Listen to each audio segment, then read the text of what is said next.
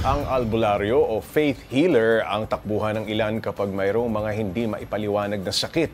Pero maging ang ilang albularyo, sumusunod na rin sa makabagong panahon.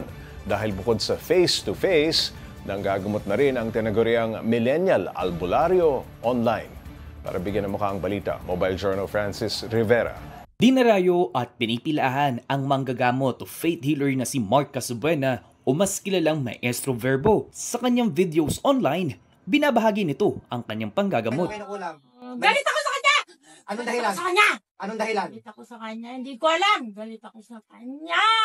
Hindi na raw ito bago sa kanya dahil nakagawian niya na rin ito sa kanyang paglaki. Na-discover ko po ito nung ako ay 15 to 16 years old. Pero aware na po ako tungkol sa mga panggagamot or spiritual healings po. Kasi po, yun nga, pinamana po ito sa akin ng lola ko. Hindi na ako masyadong bago sa tungkol sa mga panggagamot kasi nga, nakikita ko halos araw-araw nang gagamot po lola ko noon.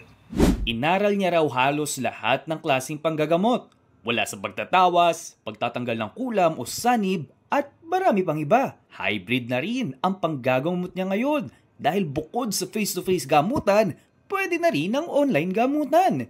Pero bukod daw sa spiritual, kaya rin daw nito gamutin ang mga physical na karamdaman.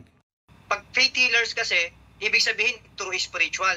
Focus ka lang sa spiritual. Ako po kasi hindi.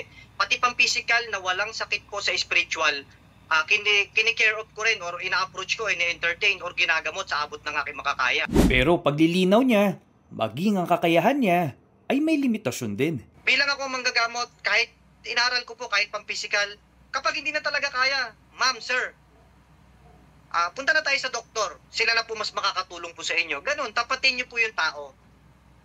Kasi as long as na pinapaasa niyo po yung tao, mas lalo pang nagiging risky yung buhay nila. Kaya ang payo niya, huwag niyo pong ipagdadamot yung tunay na kagalingan sa isang pasyente. Pag-goal ko po talaga sa lahat, gagaling yung pasyente, hindi po yung katulad na sinasabing placebo effect lang. Yung talagang gagaling po sila spiritually and physically. Yun talaga yung pinaka-goal ko sa lahat. hindi masamang gamutin ang ating pananampalataya. Pero kapag seryosong sakit ng nararamdaman, tulad nga ng sabi ni Maestro Verbo, mas mabuting dumiretso pa rin sa isang doktor. Mga kapatid, Mobile Journal Francis Rivera po, hatid ang mukha ng balita.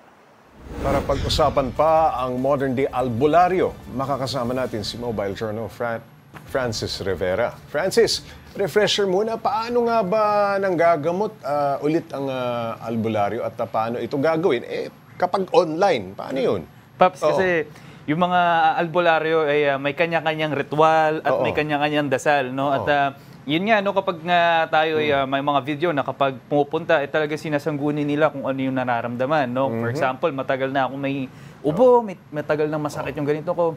Tsaka nila dadasalan, no? At may mga kanya-kanyang ritual. Pag online, so parang online consultation yan, no? Yes, Pops J. Parang ano yan, parang video call, no? Na nakaharap ka lang din sa screen mo, no? Talagang isasanggunin mo lang din at sasabihin mo kung ano yung mga problema na nararamdaman mo. Paano yun kung online? Di ba, yung alam nating mga albularyo, nanggagamot yan, may ginagawang physical touch. Ngayon, yung sinabi nga ni Maestro Verbo, no? Talagang ang dasal daw ay kayang tumawid kung saan man. So instructional. So, kasi ang dasal ay talagang direct, no? Kasi sinasabi nito yung pangalan ng tao, yung mga ganong bagay. Ayun, may epekto na yun, kumbaga. Sabi ni Maestro Verbo, pinamana ng kanyang lola ang panggagamot niya. Paano ba ito ipinamamana at binigyan ba siya ng training? O may ipinasang bato o kung anuman, no, na kanyang gaya ng ilang paniniwala? Yes, Pops J, no? Ang kwento nga ni Verbo, no, ni Sir Mark.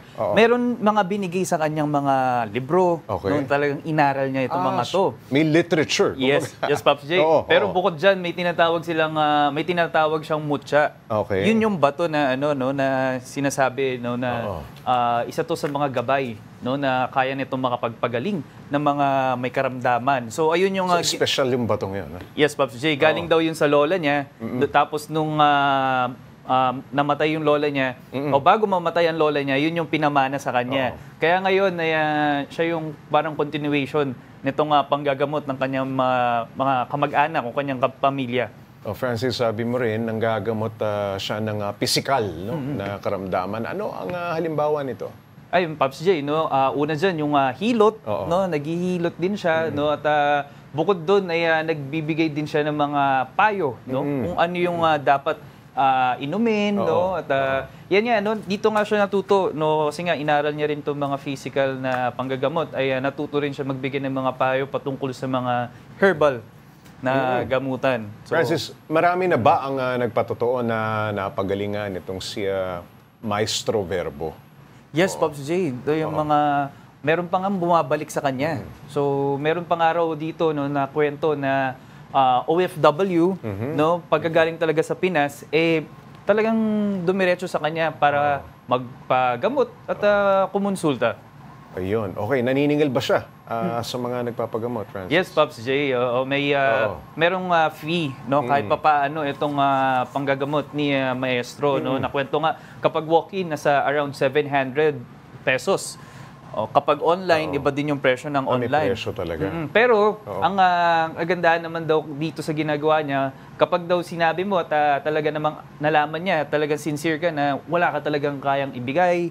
At siya naman Okay nadadaan naman sa mabuting pakiusapan. Ayun. Maraming salamat, Mobile Journal, Francis Rivera.